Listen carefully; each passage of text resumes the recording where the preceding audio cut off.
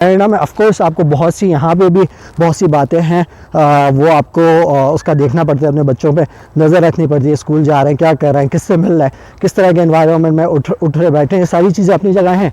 लेकिन कंपैरेटिवली आप family race करना चाह रहे हैं।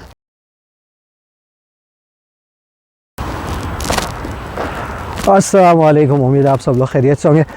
भाई हम लोग 2023 में एंटर हो चुके हैं और ये वीडियो मैं उन लोगों के लिए बनाने जा रहा हूँ जो कि कनाडा या तो इंडिया, पाकिस्तान वगैरह से किसी और मुल्क से मूव होने का सोच रहे हैं, या फिर वो किसी और प्रोविंस में भी रहते हैं और कैलगरी, अल्बर्टा आना चाह रहे हैं। पहले डिस्क्लेमर दे दूँ, ये वीडियो मैं ये नहीं बताने जा रहा कि आप किस तरह आ सकते हैं। अगर आपको ये डिटेल वीडियो देखनी है तो मैं वीडियो का लिंक मैं इस टॉपिक पे पहले वीडियो कर चुका हूँ कि कौन कौन से तरीके हैं जिसके थ्रू आप कनाडा आ सकते हैं।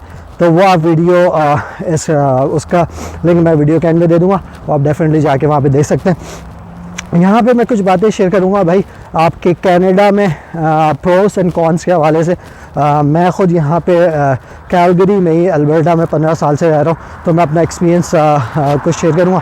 तो बस स्टार्ट करते हैं वीडियो में। तो अच्छा भाई, पहले तो ये बता दूँ कि ये कोई अनयूजुअल बात नहीं है कि कनाडा जो है best countries of the world में different time to time articles आते रहते हैं, उसमें आता रहता है best country to move, best country to live. और स्पेशली और जहाँ पे मैं रह रहा हूँ अभी सिटी कैलगरी, अल्बर्टा, वो भी द मोस्ट इस तरह के आर्टिकल्स आ चुके हैं। और डिफरेंट रैंकिंग्स जब आती हैं different cities of the world की और कनाडा की इट्सल्फ, तो कैलगरी, अल्बर्टा जो है one of the top cities में आता है। द मोस्ट लिवेबल सिटी कहा जाता है इसको, the most sunniest city of Canada भी कहा जाता है। तो ये आता रहता है। तो पहले तो मैं अपना थोड़ा सा बता दूं, मैं यहाँ पे 15 साल से ऊपर हो गए रह रहा हूँ। यहाँ पे आया था यहीं से यूनिवर्सिटी की, और यूनिवर्सिटी के दौरान ही ट्रैवलिंग का मुझे पहले भी शौक़ था और ट्रैवल करना शुरू किया। और मैं समझता हूँ कि अगर कनाडा हम लोग नहीं आते तो अल्हम्दुलिल्लाह आपका भाई 39 कंट्रीज़ और 5 डिफरेंट कॉन्टिनेंट्स में ट्रैवल कर चुका है, इंक्लूडिंग इज़राइल, फ़लस्तीन, रशिया 2 टाइम्स मैं कनाडा और पाकिस्तान को रिप्रेजेंट कर चुका हूँ। तो वो शायद नहीं कर पाता अगर मैं पाकिस्तान में रह रहा होता। तो ये ऑफ कोर्स कनाडा आने ही की बदौलत से ये मैं ट्रैवल कर पाया, ना सिर्फ कर पाया बल्कि उस पैशन को अभी तक मैं अल्हम्दुलिल्लाह कंटिन्यू कर रहा हूँ। और सेकंड चीज़, फ्यू मोर थिंग्स के ट्रैवल के अलावा अगर मैं बात करूं, फोर्स की कुछ बात कर लेते हैं कनाडा में। अच्छा, एजुकेशन से स्टार्ट करते हैं। अगर आपके बच्चे हैं, स्पेशली अगर आप यहाँ पे आ रहे हैं यहाँ पे बच्चों के साथ, तो डेफिनेटली आपको पता है कनाडा का जो एजुकेशन सिस्टम है वो जो 12th ग्रेड तक होता है वो फ्री होता है। अगर आप पब्लिक स्कूल्स की बात करें, वहाँ पे जा रहे हैं, अपने बच्चों को भेज रहे हैं, तो वो फ्री है, यहाँ पे आपको कुछ पे नहीं करना पड़ता। फिर आ जाते हैं हेल्थ केयर पे। हेल्थ केयर भाई, आपको कभी भी आप बीमार हो जाए, आपको पता है यहाँ पे आपके पास एक आपको हेल्थ कार्ड मिलता है, वो आप लेके जाएँ डॉक्टर्स के ऑफिस और कोई चार्ज नहीं होता। मैंने यहाँ पे स्पेशली बच्चों की जब पैदाइश होती है, कोई जो बॉर्न होता है आपका हो रहा है, तो वो मैंने ख़ुद हमारी जब डॉटर बॉर्न हुई थी वो ख़ुद एक्सपीरियंस किया। आपके बच्चे के बॉर्न होने से पहले जो विज़िट्स होते हैं डॉक्टर को, उससे लेकर एंड तक, जब तक आप जो मदर है वो रिलीज़ नहीं हो जाती हॉस्पिटल से, जब तक आपको लाइक $1 भी पे नहीं करना पड़ता। और जो मैंने बहुत सी जो केयर देखी है वहाँ पे, और ऐसा भी नहीं है कि गवर्नमेंट अस्पताल से ऐसे थे कि कोई केयर नहीं करते थे या फिर ऐसे ही छोड़े, बहुत ज़बरदस्त केयर दी। मतलब ये वैल्यू करते हैं लाइफ को, वो अलग बात है। कुछ चीज़ें हैं जो मेजर, जब सर्जरीज़ की बात आ जाती है और कैंसर वगैरह इस तरह, तो उनमें अपॉइंटमेंट्स लेना मुश्किल हो जाता है, वो एक अलग टॉपिक है एक्सप्लोर करना। लेकिन ओवरऑल हेल्थ केयर आपको पता है एक तो free plus good health care system. फिर आ जाते हैं अब लोगों का बहुत से जो लोग कहीं पे भी मूव होते हैं, तो आपका जो मेन कंसर्न होता है वो आपकी जॉब होती है, जॉब सिक्योरिटी, आपको जॉब मिलेगी। मैं अगर बहुत से लोग टोरंटो आते हैं, टोरंटो की बात कर लें, देखें भाई, आपको पहले तो आपको आप कहीं से भी, स्पेशली अगर पाकिस्तान इंडिया से आ रहे हैं, तो आपको ये पहले जहन में रखना है कि आप वहाँ पर जो भी थे, यहाँ वहाँ वो जो ईगो है, कभी कभार हमारी कम्युनिटी के लोग जो अपनी ईगो लेके साथ लेकर आते हैं, भाई हम वहाँ पे डॉक्टर थे या लॉयर थे तो हम वही कंटिन्यू करेंगे। तो ये जहन में रखें कि आपको बहुत टाइम जो है यहाँ पे जब आने के बाद लाइफ वो आपको ज़ीरो से स्टार्ट करनी पड़ती है, या फिर ज़ीरो से नहीं तो आपको बहुत से ऐसे कोर्सेज़ करने पड़ते हैं, एग्ज़ाम्स देने पड़ते हैं जिसके थ्रू आप अपनी एजुकेशन को अपग्रेड कर सकते हैं। सही है, तो ये बहुत इम्पॉर्टेंट है। अगर आप लोग आ रहे हैं तो ये जहन में रखें कि आपको यहाँ पे काइंड ऑफ नए सिरे से उसको कहते हैं लाइफ स्टार्ट करनी पड़ती है। लेकिन अच्छी बात, अभी मैं पॉजिटिव्स की बात कर रहा हूँ, तो अच्छी बात ये है कि यहाँ पे अगर आप किसी गैस स्टेशन पे भी खड़े हो जाएं, वहाँ पे भी उस पर खड़े होके भी आप अपना घर चला लेते हैं। आपके सिक्योरिटी जॉब कोई और रिटेल में खड़े हो जाए, आप वहाँ पे खड़े होके आप अपना घर चला लेते हैं। इंडिया पाकिस्तान में मैं पाकिस्तान की बात करूँ, ऐसा नहीं है। अगर आपको जॉब नहीं मिल रही, प्रॉपर जॉब नहीं है, तो ऑफकोर्स मुश्किल हो जाता है फाइनेंशियल। लेकिन यहाँ की अच्छी बात यह है भाई, जिस तरह आप मेहनत करते हो उसी तरह आपको फल मिलता है। जॉब की ये बात हो गई, और जॉब एक बहुत ही वास्ट टॉपिक है, तो इस पे फिर बाद में मतलब ये एक ऐसा टॉपिक है जिस पे एक अलग से वीडियो हो सकती है। अच्छा, अब आ जाते हैं लोगों पे। लोग कैसे हैं? कनाडा के लोग काफ़ी फ्रेंडली हैं, और रेसिज़म जो और कंट्रीज़ का है, अगर फॉर एग्जांपल यूएस से बात कर लें, हमारी नेबरिंग जो कंट्री है उससे बहुत कम है। और इन्वायरमेंट, मैं कहता हूँ बहुत से जो फैमिली वाले लोग आना चाह रहे हैं उनके लिए भाई मैं कहता हूँ ये कनाडा एक बहुत अच्छी कंट्री है। मैं दूसरे हाथ में पकड़ लूँ, अपने बच्चों को, अपनी फैमिली को अगर आप रेस करना चाह रहे हैं, मतलब अगर आप, मैं कंपेयर कर रहा हूँ नॉर्थ अमेरिका से या फिर यूरोप की किसी कंट्री से। फॉर एग्जांपल मैं यूके गया था, तो मेरे फैमिली मेम्बर हैं, उनमें से कुछ कहते हैं कि उनको एनवायरनमेंट पसंद नहीं आता वहाँ पे बहुत लोग हैं, और बहुत एक ऐसा एनवायरनमेंट नहीं है जहाँ पे आप फैमिली को रेस कर सकें। तो कनाडा में ऑफ कोर्स आपको बहुत सी, यहाँ पे भी बहुत सी बातें हैं वो आपको उसका देखना पड़ता है, अपने बच्चों पे नज़र रखनी पड़ती है। स्कूल जा रहे हैं, क्या कर रहे हैं, किससे मिल रहा है, किस तरह के एनवायरनमेंट में उठ रहे बैठे हैं, ये सारी चीज़ें अपनी जगह हैं। लेकिन कंपैरेटिवली आप फैमिली रेस करना चाह रहे हैं। अच्छा, फिर अब आ जाते हैं भाई, अगर आपको कैनेडियन पासपोर्ट मिल जाता है भाई, अगर आप स्पेशली मुझ जैसे ट्रैवल के शौकीन हैं, तो कनाडा का पासपोर्ट जो one of the 10 most strongest passports of the world में आता है। सो मैनी कंट्रीज़ आप जो है बग़ैर वीज़ा फ्री एंट्री है, तो वो डेफिनेटली एक एडवांटेज है आपको। और प्लस कंपैरेटिवली दूसरे कंट्रीज़ के कनाडा का पासपोर्ट लेना, उसमें उसका एक तो टाइम भी कम होता है, और उसमें इतनी कॉम्प्लेक्सिटीज़ नहीं है जितनी किसी और कंट्रीज़ में होती हैं। तो कंपैरेटिवली एक इजी प्रोसेस होता है। आप इतना वक्त गुजारें, 3 साल या व्हाटएवर डेज जो भी है, उसके बाद आप अपनी सिटीज़नशिप के लिए अप्लाई कर दें। सही। अब अगर मैं कैलगरी अल्बर्टा की बात करूं, भाई कैलगरी को कहा जाता है one of the most sunniest cities of Canada. यहाँ पे सन सबसे ज़्यादा होता है। आज भी ऑल्दो यहाँ पे आजकल विंटर के डेज चल रहे हैं, लेकिन आज भी सन निकला हुआ था, बल्कि दोपहर में तो ऐसा था मुझे घर में लग रही थी। तो सनीएस्ट सिटीज़ ऑफ कनाडा कहा जाता है। फिर अल्बर्टा को ऑयल एंड गैस कहा जाता है। ऑयल एंड गैस ऑल दो सेक्टर जो है बिल्कुल वो ठप हो चुका है आप कह लें, लेकिन स्टिल यहाँ पे क्योंकि पॉपुलेशन इतनी नहीं है, तो स्टिल मैं कहता हूँ कैलगरी जो है वो ग्रोइंग स्टेजेस पे काफ़ी इसमें पोटेंशियल है कि ये अभी ग्रो करेगा आने वाले टाइम में। स्टिल काफ़ी नई कम्युनिटीज़ बन रही हैं यहाँ पे, और एक्सपेंड हो रहा है डे बाय डे। तो और लोग एवरी डे जो है यहाँ पे मूव होते रहते हैं कैलगरी अल्बर्टा में। तो डेफिनेटली कोल्ड के हवाले से लोग डरते आते हुए देखें। कोल्ड जो अभी मैंने एक वीडियो की थी -30-35 तक वो रहता है, उस वीडियो में भी शायद मैंने बताया कि 4-5 दिन मैक्सिमम जो एक्सट्रीम वेदर होता है, फिर उसके बाद चेंज हो जाता है। और फिर नॉर्मली लोग यहाँ पे ऐसा नहीं है कि रह नहीं रहे, बहुत सी हमारी कम्युनिटी है, पाकिस्तानी इंडियन कम्युनिटी एक्सपैंड हो रही है।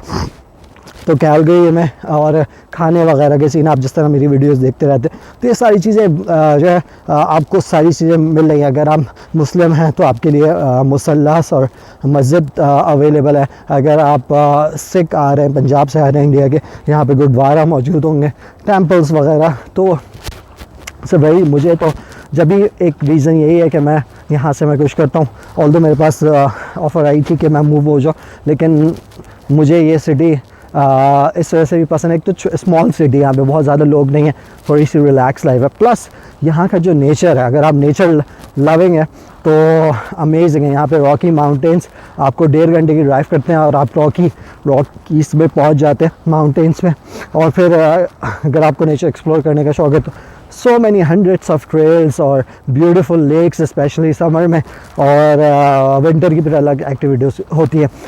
तो ये हो गया थोड़ा कैलगरी अल्बर्टा के हवाले से। प्लस अगर आप कैलगरी अल्बर्टा की बात करूं अफोर्डेबिलिटी के हवाले से, तो भाई ये कनाडा का वो प्रोविंस है जिसमें one of the most lowest tax लगता है, जो कि 5% है।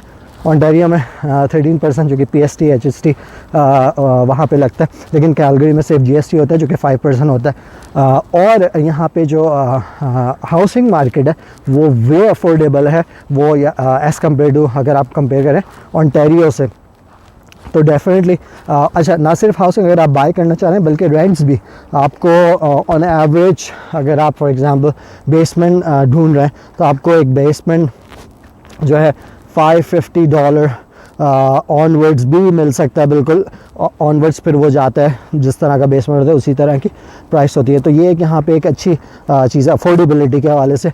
लाइफस्टाइल मैं आपको बताया, रिलैक्स है, एक अच्छा लाइफस्टाइल है। जो लोग आना चाह रहे हैं इस हवाले से कि, और हर चीज़ जो है अवेलेबल है, एक्सेसिबल है, छोटी सिटी है। आपको एक कॉर्नर से, जैसे मैं साउथ ईस्ट में रहता हूँ, आपको दूसरे कॉर्नर नॉर्थ ईस्ट जाना है तो उसमें 20-25 मिनट्स लगते हैं। अगर खाने पीने या कुछ और ग्रॉसरी वगैरह के लिए स्पेशली जाना है तो उसमें एज़ कम्पेयर अगर आप टोरंटो जाएँ तो वहाँ पे यही चीज़ आपको, ऑल्दो वहाँ पे ग्रॉसरी हर जगह मौजूद होती है, लेकिन किसी पर्टिकुलर जाने में फिर लोग ज़्यादा हैं, रश ज़्यादा है, तो वहाँ पे ज़्यादा टाइम लगता है। भाई अब आ जाते हैं कनाडा के थोड़े से कॉन्स के बारे में बात करने के लिए। पहले तो जॉब के हवाले से देखें, बात करते हैं। पहले तो ये कि आप जो कुछ भी वहाँ पर थे पाकिस्तान या इंडिया में, जो कुछ भी कर रहे थे, आप डॉक्टर थे, लॉयर थे या कोई और इंजीनियर थे, यहाँ पे आके आपको या तो उसको ज़ीरो से स्टार्ट करना पड़ता है या फिर अपना प्रोफेशन अपग्रेड करना पड़ता है। आपको जिस भी प्रोफेशन में आता है आपको एग्ज़ाम्स देने पड़ेंगे या अपग्रेड करना पड़ेगा कोर्सेज़ करके। तो ये चीज़ यहाँ पे कनाडा जो है एज सच हर प्रोफेशन को वो एक्सेप्ट नहीं करता है, सही है। तो ये एक और इसको इस टॉपिक को उठाया भी गया है। डिफरेंट जब मिनिस्टर्स अपॉइंट होते हैं, MLAs यहाँ पे, तो वो इस बारे में बात करते हैं कि हम लोग इमिग्रेंट्स जो आ रहे हैं कनाडा में, स्पेशली या फिर कैलगरी अल्बर्टा में, तो उनके लिए आसानियाँ पैदा करें, ना कि मुश्किलात पैदा करें। तो एक टॉपिक रहता है डिस्कशन में, MLAs और मिनिस्टर्स से बात करते हैं पब्लिक के लिए काम करने के लिए। सेकंड चीज़ भाई, जो लोग स्पेशली जो मिडिल एज लोग हैं हमारे, तो उनके लिए काइंड ऑफ अ कल्चरल, जब आप किसी भी जगह मूव होते हैं, कल्चरल शॉक का आपको फेस करना पड़ता है और आप अपनी कम्युनिटी से दूर होते हैं। देखें, यंगस्टर्स जब आए उनके लिए तो कोई मुश्किल नहीं है, क्योंकि आप जब यंगस्टर होते हैं तो आप दोस्त बनाना स्टार्ट कर देते हैं, आपका सोशल नेटवर्क बनता है, जब आप काम करते हैं वहाँ पे जाते हैं, लोगों से मिलते हैं। लेकिन जो अगर आप मिडिल एज या फिर ओल्ड अपने पेरेंट्स वगैरह को लेकर आ रहे हैं इस तरह, तो उनके लिए इस वजह से मुश्किल हो जाता है कि उनकी सारी फैमिली वहाँ पर होती है, बैक होम होती है, तो वो इस बात को मिस करते हैं। उनका वो जो सोशल नेटवर्क है वो उस चीज़ को वो मिस करते हैं। तो कल्चरल के हवाले से फिर यहाँ पे अगर जैसे कैलगरी अल्बर्टा की बात कर लें तो ऑल्दो ग्लोबल वार्मिंग अब आ रही है, इसकी वजह से टेम्परेचर्स उठ रहे हैं, बेसिकली मतलब गर्म हो रहा है। लेकिन स्टिल कोल्ड एक ऐसा फैक्टर है जो कि आपको जहन में रखना है। या कनाडा इट्सल्फ एक कोल्ड कंट्री है, सही है। तो वेदर को आपको जहन में रख के आना है, आपको प्रिपेयर होना है कि ये मैं अभी आपको पीछे दिखा दूँ। ये मैं फॉर एग्ज़ाम्पल ये पूरी जो मेरे पीछे पॉन्ड है, यहाँ पे मैं वॉक कर रहा हूँ, तो ये पूरी जो है ना ये फ्रीज़ हुई है। यहीं पे खड़े होकर बात करते हैं। अच्छा, तो ये कोल्ड के हवाले से मैंने बात कर ली, मुँह से अभी देखें निकला, क्योंकि शाम का टाइम हो रहा है, धुआं निकल रहा है। अच्छा, कोल्ड की बात हो गई, वेदर के हवाले से आपको वेदर जहन में रखना है, सही है। अच्छा, अब देखें, कनाडा एक ऐसी कंट्री है कि अगर आप kind of middle age family से ताल्लुक़ रखते हैं और यहाँ के हिसाब से भी एक जो ऐसी जॉब करते हैं जिसको मिडिल या फिर मॉडरेट कैटेगरी में लाया जा सकता है, तो आप, ये एक ऐसी कंट्री है कि उसमें आप जो है ना उसको अमीर आपको नहीं होने देते, ऐसा सिस्टम बना हुआ है। टैक्सेस का फॉर एग्ज़ाम्पल, यहाँ पे टैक्सेस जो है आपकी सैलरी से बहुत ज़्यादा कटते हैं, ऑल्दो उसके बेनिफिट्स भी आपको मिलते हैं डिफरेंट शक्ल में, लेकिन यहाँ पे आपको एक्स्ट्रा पैसे बनाने के लिए या तो आपके पास एक अच्छी जॉब हो या फिर आप कोई साइड में कुछ ऐसी चीज़ करें जिससे आपकी पैसिव इनकम बनती जाए। अगर यही चीज़ मैं कंपेयर करूँ मिडिल ईस्ट, अगर आप मिडिल ईस्ट मूव हो जाते हैं तो डेफिनेटली वहाँ पर ये है कि आपके टैक्सेस नहीं करते, तो आपकी सेविंग्स होती हैं। लेकिन अगेन उसका डिसएडवांटेज है कि मिडिल ईस्ट में आप रहते हुए आपको वहाँ की सिटीज़नशिप नहीं दी जा सकती, वहाँ का पासपोर्ट नहीं मिलता। जिस तरह मैंने कुछ वीडियोस में देखा है, लोग कहते हैं कि हम ऐसा मुसाफिर के तौर पे रह रहे हैं कि कभी भी जो है अगर हमारी जॉब ख़त्म हुई और हमें यहाँ से किक आउट कर दिया जाएगा। तो हर जगह की प्रोस एंड कॉन्स है। लेकिन एक चीज़ जो मैंने मेंशन करनी थी कि वही है कि डेफिनेटली आप अपने पैरों पे खड़े हो जाते हैं, अपनी ख्वाहिश, जो भी आपकी ख्वाहिश है वो पूरी कर सकते हैं यहाँ पे आके। लेकिन क्योंकि टैक्सेस यहाँ पे ज़्यादा कटते हैं, तो यहाँ पे सिस्टम ऐसा बना हुआ है कि आप जो है अगर रिच होना चाहें ना, तो आपको थोड़ा एक्स्ट्रा ऑर्डिनरी मेहनत करनी पड़ेगी। एक और चीज़ बता दूँ भाई, कनाडा ऑफ कोर्स आपको पता है जोग्राफिकली इतना दूर है दुनिया से कि और ममालिक से, कि अगर आपको पाकिस्तान इंडिया जा रहे हैं, अगर आप लोगों को बैक होम ट्रैवल करना है तो उसमें 2 दिन आराम से लग जाते हैं अगर आपकी कनेक्टिंग फ़्लाइट्स हैं। तो ये चीज़ ऑफ कोर्स जो लोग मिस कर रहे हैं फ्रीक्वेंटली, ऑफ कोर्स आप कोई शिप वगैरह से तो जा नहीं रहे, आजकल प्लेन्स हैं जिस तरह पुराने ज़माने में होते थे, तो बहुत जाएंगे डेफिनेटली। लेकिन जोग्राफिकली मैं कहता हूँ कनाडा, अगर आपका दिल चाह रहा है भाई, फॉर एग्ज़ाम्पल मिडिल ईस्ट में अगर मैं होता ना रहता होता, मेरा दिल चाह वीकेंड आया, निकला वहाँ पे जाके किसी कंट्री में, दुबई में रह रहा हूँ, कतर में घूम के आया, बहरीन घूम के आया, इस तरह वीकेंड में निकले और वहीं पे वीकेंड पे वापस आ गए। तो ये सीन नहीं है यहाँ पे, क्योंकि कनाडा इट्सेल्फ इतना बड़ा है कि इसके अंदर ही आपको 8 आवर्स की फ़्लाइट आप एक कोने से दूसरे कोने तक की 8 आवर्स की फ़्लाइट है। तो आपको पता है second largest country of the world है। तो ये चीज़ आपको ये काइंड ऑफ कौन कह सकते हैं कि जोग्राफिकली इसकी लोकेशन बहुत आइसोलेटेड है from the rest of the world. लेकिन अगर आप ट्रैवल के शौकीन हैं तो डेफिनेटली वो चीज़ वो फिर आप मैं कभी किसी और वीडियो में करूँगा कि और भी बहुत से डेस्टिनेशंस हैं जाने के लिए।